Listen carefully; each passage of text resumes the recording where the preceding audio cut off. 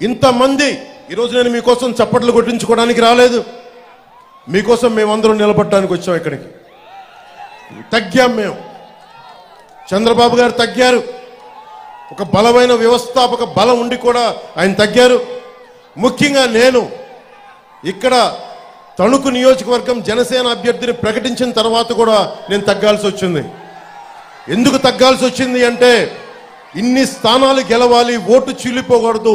దాంట్లో భాగంగా మా అన్నయ్య నాగబాబు గారి సీటు కూడా అనకాపల్లి పార్లమెంటు అభ్యర్థిగా ప్రకటించి కూడా మన భారతీయ జనతా పార్టీ కేంద్ర నాయకత్వం అడిగినప్పుడు దాన్ని నేను తీసుకొని మా అన్నయ్య గారికి కూడా క్షమాపణలు చెప్పి పెద్ద మనసుతో అర్థం చేసుకోమని నేను తగ్గాను. ఇవన్నీ ఎందుకు చేస్తున్నామంటే మీ భవిష్యత్తు కోసమే చేస్తున్నాం. ఇక్కడ ఆడబిడ్డల భద్రత కోసం ప్రతి ఒక్కరు రైతు బాగుండాలి, రైతు బాధపడకూడదు, రైతుకి అండగా ఉండాలి. ఈ రోజుకి మనం కోరుకుంటుంది బేసిక్ హెల్త్ కేర్. ఇక్కడ మనకి జిల్లాగా ఏర్పడిన తర్వాత హాస్పిటల్ ఏర్పాటు చేశారు.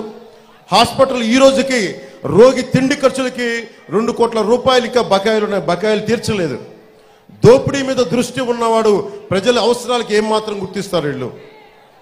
ఈ రోజున ఈ మే 13 వచ్చే ఎన్నికల్లో మీరు ప్రత్యేకమైన దృష్టి పెట్టండి.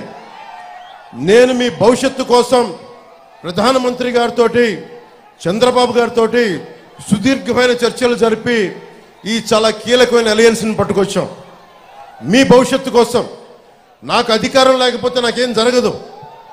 చంద్రబాబు గారికి అధికారం లేకపోతే ఆయన ఏం జరగదు. కానీ మీ భవిష్యత్తు, ఒక రైతుకి ధాన్యం మొలకలు పోతే మొత్తం కుటుంబం బాధపడిపోద్ది, తుడిచిపెట్టుకుపోద్ది, ఆర్థిక వ్యవస్థ చిన్న భిన్నం అయిపోద్ది. 5 సంవత్సరాలు మీకు ఉద్యోగాలు ఇస్తానని చెప్పి డిఎస్సి నోటిఫికేషన్ ఇవ్వలేదు. మాట్లాడితే జగన్ క్లాస్ వార్ అని మాట్లాడతాడు. క్లాస్ వార్ అంటే అర్థం ఏంటి? డబ్బున్నాడు పేదవాడిని దోచుకు తింటాం.